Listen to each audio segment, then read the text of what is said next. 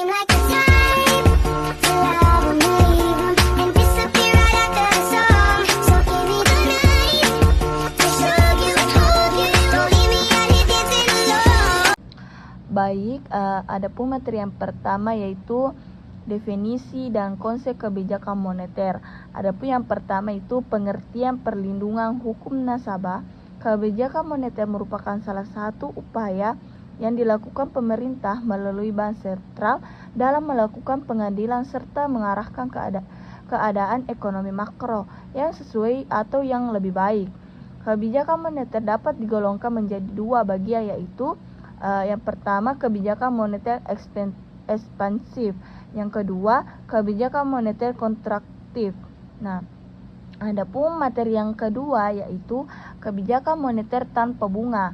Perlunya regulasi dari pemerintah berkoordinasi dengan bank sentral terkait kebijakan moneter tanpa bunga.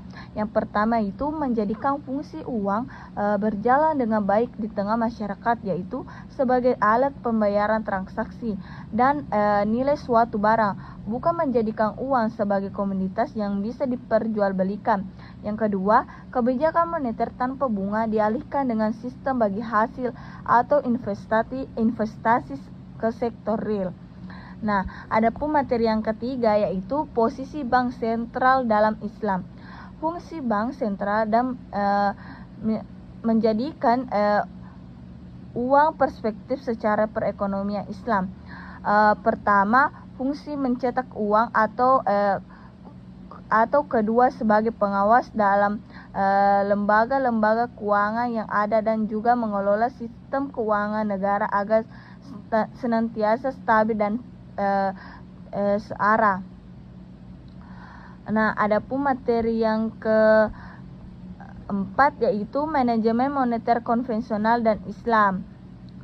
Adapun yang pertama yaitu manajemen moneter konvensional. Adanya ketidakteraturan dan hubungan antara variabel dan dalam perekonomian seringkali menjadikan kita sulit untuk mengidentifikasikan alur suatu kebijakan moneter mencapai tujuannya. Adapun yang kedua itu manajemen moneter Islam.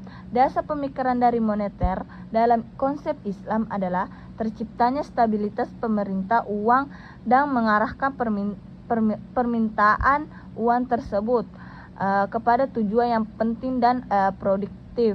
Adapun materi yang kelima yaitu instrumen moneter konvensional dan Islam. Yang pertama itu instrumen moneter konvensional. Suatu otoritas moneter mempunyai pengaruh yang penting walaupun secara tak langsung terhadap arah, tingkat harga ataupun output dan nilai tukar uang suatu negara atau otoritas moneter atau bank sentral. Adapun yang kedua yaitu instrumen moneter Islam. Yang pertama yaitu mazhab atau ishaduna.